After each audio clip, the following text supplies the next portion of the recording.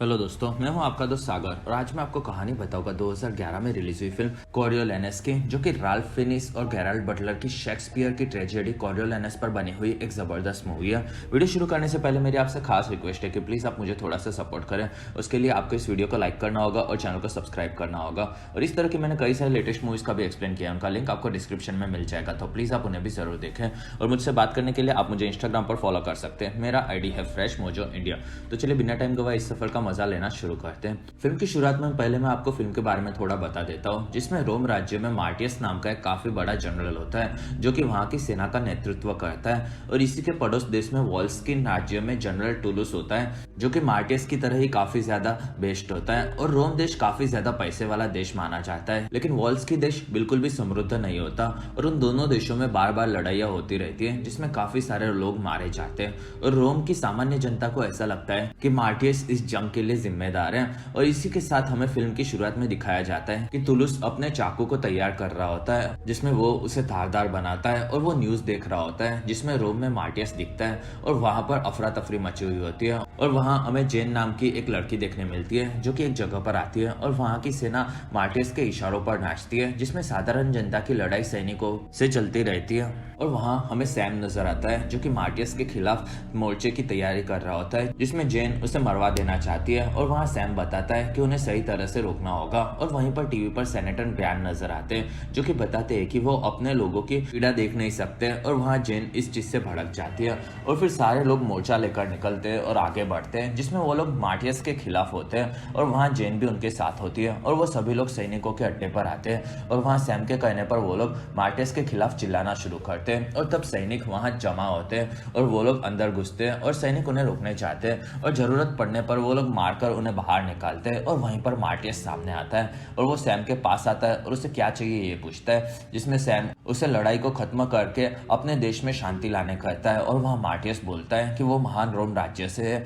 जिसमें वहां के दुश्मन के सामने वो कभी झुक नहीं सकते और इस चीज की छोटी सी कीमत वो खुद चुका रहा है। और वहां के लोग किसी की भी बातों में आकर कुछ भी कर देते हैं और वो सैम को एक घटिया इंसान बताता है। और सेनेटर जो भी कर रहा है सही कर रहा है ये बोलकर वो वहां से उसे निकलने कहता है, जिसमें जेन वहां थूकती है। तब मार्टियस सबको देखता है और वहां से निकल जाते हैं और सब सैनिक आगे बढ़ते हैं और वहां से वो लोगों को वापस जाने कहते हैं। और ये चीज टुलुस टीवी पर देख रहा होता है। और फिर टुलुस अपनी आर्मी को लेकर निकलता है, जिसमें वो रोम के एक शहर पर हमला करके उसे कब्जे में कर लेता है। और वहां पर टुलुस आगे बढ़ता है और वो एक सैनिक को सामने लाता है, जो कि रोम राज्य से होता है। और वो उसे पूछता है कि क्या तुम मुझे जानते हो, जिसमें वो सैनिक उसे जानता है। और फिर टुलुस उसे पूछता है कि रोम में क्या चल रहा है, जिसमें वो बताता है कि वहां की साधारण जनता सेनेटर के खिलाफ है और वो वहां उसे बदलना चाहती है, जिसमें टुलुस उसे वहीं पर मार देता है। और इस चीज का वीडियो रोम में सभी नेता देखते हैं और वहां पर हमें जज जॉन भी नजर आते हैं और वो इस चीज से काफी ज्यादा नाराज होते हैं। और वो मार्टियस को इसके बारे में पूछते हैं, जिसमें वो बताता है कि टुलुस एक शेर है और उसका सामना पहले भी उससे हुआ है और इस बार अगर वो सामना है तो वो उसे मार देगा। और वहां जॉन उसे मार देने कहता है। और फिर वहां से सब लोग निकलते हैं, जिसमें मार्टियस टुलुस को देख रहा होता है। और फिर टुलुस अपने नेता से बात करता है, जिसमें वो बताता है कि वहां मार्टियस की आर्मी बहुत जल्दी आ जाएगी। और वहां टुलुस उससे लड़ना चाहता है ये बोलता है। और फिर लड़ाई शुरू होती है, जिसमें उस शहर में काफी ज्यादा तबाही मची होती है। और वहां मार्टियस अपनी सेना लेकर आगे बढ़ता है और दुश्मनों को वो लोग मार रहे होते हैं। और वहां टुलुस की सेना भी होती है, जो कि मार्टियस की सेना पर भारी पड़ती है। और वहां टुलुस ऊपर से सैनिकों को मार रहा होता है और वहां मार्टियस की सेना आगे बढ़ती है। और वहां मार्टियस उन्हें बिल्डिंग में घुसने कहता है, जिसमें वो लोग आकर देखते हैं। और वहां पर उन्हें एक बॉम्ब दिखता है, जो कि फटता है और उसमें पूरी सेना घायल हो जाती है। और वहां मार्टियस भी घायल दिखता है और फिर वो उठता है और अपने लोगों को उठने कहता है, जिसमें वो लोग उठ नहीं पाते। तब वो काफी ज्यादा गुस्से में होता है और उसके सब लोग घायल होते हैं। तब मार्टियस वहां से आगे बढ़ता है और वो बिल्डिंग में घुसकर सबको मारने लगता है। और वहां से ऊपर की ओर उसे काफी सारे बुढ़े लोग मिलते हैं और वहां एक औरत उसे पानी देती है। तब मार्टियस पानी पी लेता है और वो वहां से आगे जाता है और फिर से लोगों को मारने लगता है। और वहीं पर एक सैनिक उसे मारने आता है। तब वो चाकू लेता है और उसे मार देता है। दूसरी तरफ मार्टियस के लोग उसका इंतजार कर रहे होते हैं और वहां मार्टियस उनके सामने आता है। तब वो लोग खुश होते हैं और वहां मार्टियस बोलता है कि वो लोग काफी लेट आए हैं, जिसमें वो लोग बोलते हैं कि हमें गलती के लिए माफ कर दो। और वहां से वो लोग तुलुस की बिल्डिंग को जाने निकलते हैं, जिसमें मार्सियस बोलता है कि अगर कोई भी वापस जाना है तो जा सकता है, वरना उसके साथ अमर हो सकता है। और वहाँ सब सैनिक उसके साथ जाने तैयार होते हैं। तब वो लोग वहां से आगे बढ़ते हैं और ऊपर से तुलुस उन पर हमला करता है और वहाँ मार्सियस उसके सैनिकों को मार मार कर आगे बढ़ता है और वो लोग बिल्डिंग में घुस जाते हैं। तब तुलुस सबको पीछे हटने कहता है और फिर मार्सियस अपनी सेना को लेकर ऊपर आता है और वहीं पर तुलुस उसके सामने आता है और दोनों एक दूसरे को देखते हैं और वहाँ अपनी बंदूकों को वो लोग नीचे रखते हैं, जिसमें दोनों अपने चाकू निकालते हैं और फिर दोनों चाकू लेकर आगे बढ़ते हैं, जिसमें दोनों एक दूसरे को मारने जाते हैं और वहाँ दोनों एक दूसरे को हाथों से मारते हैं, लेकिन चाकू नहीं मार पाते, जिसमें सब सैनिक उन्हें देख रहे होते हैं और वहाँ दोनों लड़ते लड़ते बाहर गिर पड़ते हैं और दोनों नीचे लड़ते हुए दिखते हैं और वहाँ धमाके हो रहे होते हैं और फिर दोनों एक दूसरे को पकड़ने जाते हैं और वहीं पर पास में धमाका होता है और दोनों दूर गिर पड़ते हैं और वहाँ से सैनिक उन्हें लेकर निकल जाते हैं। और इस तरह से इस बार भी उनकी लड़ाई अधूरी रह जाती है और फिर तुलुस उस शहर को छोड़कर अपने सैनिकों के साथ एक अड्डे पर आता है, जिसमें उसे उसके कुछ लोग मरे हुए दिखते हैं और वो बोलता है कि एक ना एक दिन वो मार्सियस को जरूर मार देगा। और वहाँ उसका साथी बोलता है कि वो काफी बुरा है, जिसमें तुलुस बोलता है कि उसे अब कोई नहीं बचा सकता, जिसमें वो उसके मरने के लिए कोई भी हद तक जा सकता है। साथ ही रोम से वो अपने मरने वाले भाइयों का बदला जरूर लेगा। दूसरी तरफ हमें मार्टियस का बेटा टाइटस नजर आता है, जो कि अपनी शूटिंग की प्रैक्टिस कर रहा होता है और वहीं पर उसकी माँ जेसिका उस पर नजर रखती है और फिर वो वेनेसा से मिलती है, जो कि मार्टियस की माँ होती है। और फिर दोनों न्यूज देखते हैं, जिसमें उन्हें मार्टियस की लड़ाई के बारे में पता चलता है और वेनेसा बोलती है कि वो सही सलामत जरूर वापस आएगा। इसमें जेसिका थोड़ी सी चिंतित होती है और वहाँ वेनेसा बताती है कि उसका बेटा काफी ज्यादा बहादुर है और उसे उस पर नाज है। और वहाँ जेसिका उसके लिए चिंतित होती है और वहाँ पर वेनेसा इतनी ज्यादा श्योर कैसे, ये वो पूछती है, जिसमें वेनेसा बताती है कि उसे उस पर भरोसा होना चाहिए, जिसमें उसे कुछ भी नहीं होगा। और वहीं पर एक नौकरानी आती है और वो बताती है कि ब्रायन वहां पर आया है और फिर वो अंदर आकर उनसे मिलता है। असल में ब्रायन के संबंध मार्जियस से काफी ज्यादा अच्छे होते हैं, जिसमें वो टाइटस को देख के बोलता है कि वो उसके पिता जैसा दिखता है। और वहाँ जेसिका पूछती है कि मार्शियस वापस कब आएगा, जिसमें ब्रायन बताता है कि वो अपनी पत्नी की याद में सभी दुश्मनों को मार देगा और जरूर वापस आएगा। और फिर वो वेनिसा को बोलता है कि वो चाहता है कि मार्शियस उसकी जगह पर सेनेटर बने, जिसमें जेसिका इस चीज से खुश होती है क्योंकि इससे वो लड़ाई से काफी ज्यादा दूर रहेगा। कुछ दिनों के बाद घर से वेनेसा और जेसिका निकलते हैं, जिसमें ब्रायन उन्हें बोलता है कि वो बहुत ही जल्दी मार्शियस से मिलने वाले हैं, जिसमें उसने लड़ाई में एक शहर को तुलुस से आजाद करवा दिया है और अब उसके शरीर पर टोटल 27 घाव हो चुके हैं। और फिर मार्शियस राष्ट्रपति भवन में सबके सामने आता है, जिसमें उसकी माँ उसे देखकर खुश होती है। और फिर मार्शियस आगे बढ़ता है और वहाँ जॉन उसका स्वागत करता है और उसमें सब लोग खुश होते हैं, जिसमें सब उसकी बहादुरी की तारीफ करते हैं। और फिर उसे एक नया नाम दिया जाता है जो कि कोरियोलेनस होता है और इससे उसका नाम सदियों तक याद रखा जाएगा, ये वो बताता है। और वहाँ पर सब लोग खुश होते हैं। और फिर कोरियोलेनस जॉन से मिलता है और वहाँ से वो अपनी माँ के पास आता है और उन्हें झुककर सलाम करता है। और फिर वो उनसे मिलता है, जिसमें उसकी माँ उसके नए नाम से खुश होती है। और फिर वो वेनेसा के पास आता है और कोरियोलेनस उसे किस करता है और वहाँ जेसिका रो पड़ती है। और फिर कोरियोलेनस जाकर टाइटस से मिलता है और वहाँ पर ब्रायन आता है और उसका स्वागत करता है, जिसमें सब लोग खुश होते हैं। दूसरी तरफ कोरियोलेनस के नए नाम के बारे में न्यूज में बताया जाता है और वहाँ पर हमें टॉम और हैरी नजर आते हैं, जिसमें उन्हें भी कोरियोलेनस पर भरोसा नहीं होता। और वहाँ ब्रायन बताता है कि रोम की सत्ता को अभी एक साथ रखने का काम सिर्फ कोरियोलेनस के चलते ही हुआ है, जिसमें वो एक काफी बड़ा युद्ध है और वो हर लड़ाई जीतता रहता है। और वहाँ टॉम बोलता है कि वो उसकी बहादुरी की झूठी कहानियां सुनाता है। और वहाँ ब्रायन आगे बढ़ता है और वो बोलता है कि जंग लड़ना काफी ज्यादा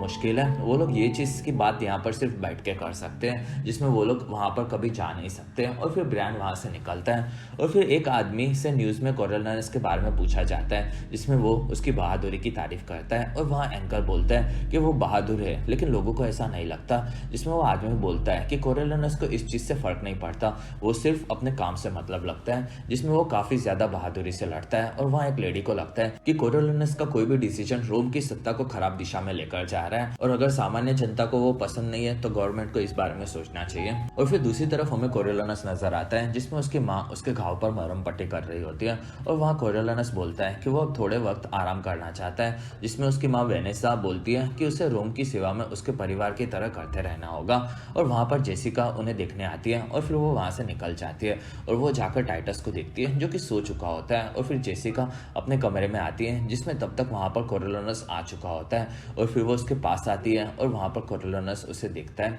दूसरे दिन सुबह कोरियोलेनस को सेनेटर बनने के लिए सभा में बुलाया बुलाया जाता है और वहाँ टॉम और हैरी को वो पसंद नहीं होता जो कि सभा के मेंबर्स होते हैं, जिसमें वो लोग उसे कोई भी हालत में जनता के सामने लाने की बातें करते हैं और वहाँ उन्हें कोरियोलानस को सत्ता नहीं सौंपनी होती और वो अंदर जाकर सामान्य जनता के सामने खुद को साबित करने बोलेंगे ये बोलते हैं और अंदर जाते हैं और फिर सभा शुरू होती है और वहाँ ब्रायन बताता है कि कोरियोलानस को सेनेटर के पद के लिए नियुक्त करना चाहता है, जिसमें उसने जज जॉन से इस बारे में बात कर ली है और वहाँ जज जॉन को कोरियोलानस के पद के लिए योग्य है कि नहीं ये बताने वो बुलाता है और तब कोरियोलानस वहाँ से निकलता है और वो बोलता है कि वो खुद की तारीफ सुनना खुद की बेइज्जती समझता है और फिर वो सभा से निकल जाता है और फिर जॉन बोलना शुरू करता है, जिसमें वो बताता है कि कोरियोलानस ने 15 साल की उम्र में लड़ना शुरू किया था और उसने पिछले 16 साल से देश की सेवा की है और वो 30 से ज्यादा लड़ाइयाँ जीत चुका है, जिसमें उसके शरीर पर टोटल 27 घाव है और वो एक सच्चा देशभक्त है और वो इस देश की सत्ता संभालने के लिए योग्य है और वो कभी भी अपने देश को झुकने नहीं देगा।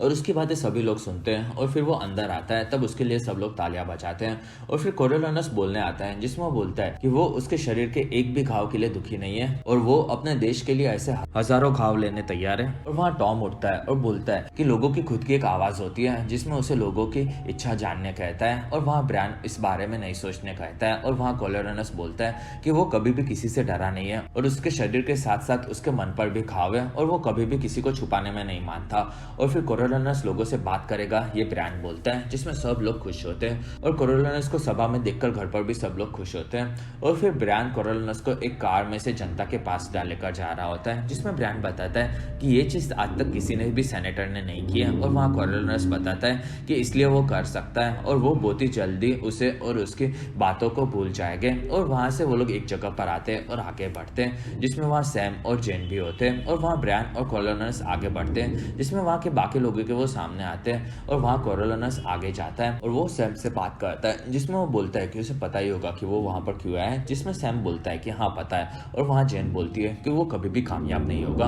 और फिर कोरियोलानस वहाँ से आगे बढ़ता है और फिर कोरियोलानस आगे आकर एक जनरल से बात करता है, जिसमें वो बोलता है कि उसे अच्छे से बात करनी चाहिए और वहाँ एक औरत बोलती है कि वो किसी को भी डिजर्व नहीं करता और सामान्य जनता उसे बिल्कुल भी पसंद नहीं करती, तो वो किसी भी लायक नहीं है। और फिर कोरियोलानस आगे बढ़ता है और वो एक जगह पर रुकता है और वो बोलता है कि वो सामान्य जनता की आवाज के लिए लड़ा है, जिसमें वो कई बार मर सकता था लेकिन उसने कभी भी सामान्य जनता की आवाज को झुकने नहीं दिया, जिसमें उसके शरीर पर अब तक जानलेवा 27 घाव है, लेकिन फिर भी वो हमेशा लड़ता रहा और आगे भी लड़ता रहेगा। और वहीं पर सब लोग उसकी बातों से खुश होते हैं और तालियां बजाते हैं और वहाँ टॉम और हैरी आगे आते हैं, जिसमें ब्रायन उन्हें बोलता है कि सुन लो सामान्य जनता की आवाज और फिर दोनों वहां से आगे बढ़ते हैं और वहां से जेन आगे आती है और टॉम बोलता है कि वो झूठा है और वो सत्ता में आकर सभी लोगों की आवाज को दबा देगा और वो सिर्फ अच्छे से बोलकर सबको फंसाना जानता है, जिसमें उसके शरीर के घाव और उसे लड़ते हुए आज तक किसी ने नहीं देखा है। और वहाँ सब लोग फिर से जेन की बातों में आ जाते हैं और वहाँ हैरी बोलता है कि वो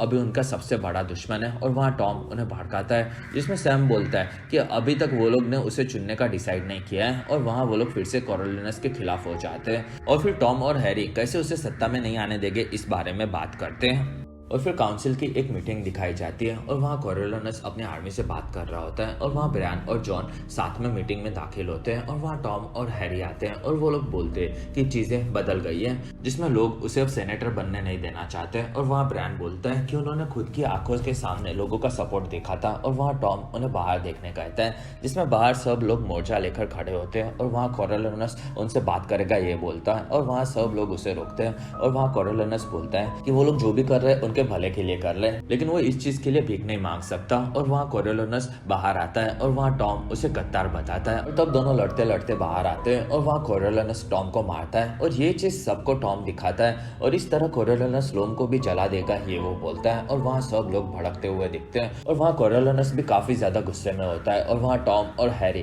कोरियोलानस को मौत की सजा दिलाने कहते हैं, जिसमें सब लोग उनका साथ देखते हुए दिखते हैं और वहाँ की हालत बिगड़ने लगती है और ये चीज न्यूज में भी दिखाई जाती है। और फिर एक दिन ब्रायन आकर सभी साधारण जनता से मिलता है और वो बोलता है कि उसे नहीं पता कि कोरियोलानस की क्या गलती है, लेकिन वो सबके लिए सबके सामने न्यूज में आकर अपनी साइड सामने रखेगा। और वहाँ हैरी उसे मरवा देने कहता है और वहाँ ब्रायन बोलता है कि वो एक काफी अच्छा सैनिक है और उसने दुश्मनों को हमेशा मारा है और अपने खून बहाकर भी अपने देश की सेवा की है। और फिर टॉम और हैरी को ब्रायन शांति से बात करने कहता है और फिर कोरियोलानस भड़का हुआ उसके घर में दिखता है और वहाँ ब्रायन फेने से बात कर रहे होते हैं, जिसमें कोरियोलानस को सत्ता नहीं चाहिए ये वो बोलता है और वहाँ वेनेसा आकर उसे शांत करवाती है और वहाँ ब्रायन बोलता है कि उसे सब लोगों के सामने आना होगा और अपना सच सबके सामने रखना होगा। और कोरियोलानस इस चीज से भड़क जाता है और वहाँ वेनेसा उसे बाहर लेकर आती है और वो उसे कुछ भी हो जाए लेकिन वो जैसा है वैसा बनकर रहने कहती है और उसे हमेशा उस पर नाज रहेगा ये बोलती है और अपने अंदर के सोल्जर को वो बाहर निकालकर ब्रायन के साथ जाने कहती है, जिसमें वो अगर लोगों का साथ लेने में कामयाब रहा तो उसे सेनेटर बनने से कोई नहीं रोक सकता, ये जॉन बताता है। और वहाँ कोरियोलानस अपनी माँ की बात को टाल नहीं सकता ये बोलता है, लेकिन वो ये नहीं करेगा ये बोलता है। तब उसकी माँ उसे बोलती है कि उसकी जिद उसकी माँ के गर्व से अब ज्यादा बढ़ चुकी है और वो भड़क जाती है। तब कोरियोलानस ब्रायन के साथ जाएगा ये बोलता है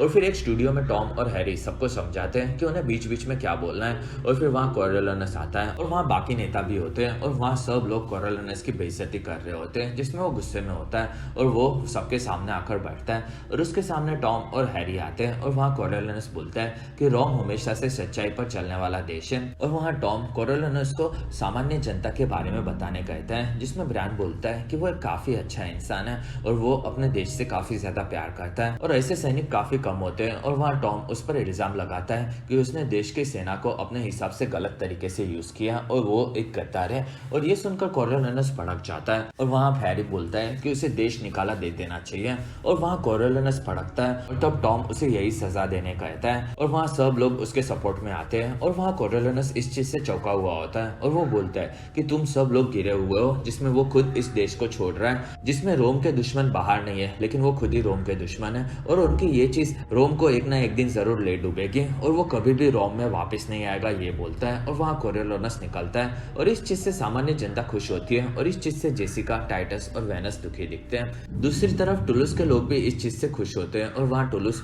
चौंका हुआ दिखता है। कुछ दिनों के बाद कोरियोलानस एक रास्ते से आगे बढ़ता हुआ नजर आता है, जिसमें वो कई महीनों तक चलता रहता है और वो कई महीनों जंगलों में भी गुजारता है और फिर आगे जाता है और एक दिन उसे गाड़ी वाला अपने साथ लेता है और वहां से कोरियोलानस आगे बढ़ता है। दूसरी तरफ टॉम और हैरी काफी ज्यादा फेमस हो चुके होते हैं और वहाँ वेनिसा और जेसिका उन्हें पकड़ लेते हैं और वो बोलते हैं कि वो लोग बेवकूफ है और वो लोग अब रोम को बर्बाद कर देंगे, जिसमें उन्होंने अपने स्वार्थ के चलते कोरियोलानस को अपने ही देश से भगा दिया। और वहीं पर ब्रायन आता है, तब दोनों वहां से भाग जाते हैं और वेनेसा उन्हें श्राप देती है कि उनकी इस चीज के चलते रोम जरूर बर्बाद होगा। और फिर वेनेसा शांत होती है और वहाँ ब्रायन उन्हें घर जाने कहता है, जिसमें जेसिका के साथ वो लोग वहां से निकलते हैं। दूसरी तरफ कोरियोलानस वॉल्स्की के एक गांव के पास आता है, जिसमें वो 6 महीनों से घूम रहा होता है और वहां से वो एक शहर में आता है और आगे बढ़ता है, जिसमें उसे वहां पर टुलुस दिखता है और वो अपने लोगों से मिलकर आगे बढ़ता है। और तब कोरियोलानस उसके पीछे जाता है और टुलुस अपने अड्डे पर पहुंचता है और अंदर घुसता है, जिसमें कोरियोलानस कुछ देर के बाद अंदर होता है और वो आगे बढ़ता है और वहीं पर सब सैनिक उसे पकड़ लेते हैं और वहाँ कोरियोलानस सरेंडर करता है। और वहाँ टुलुस उसे पूछता है कि वो कौन है,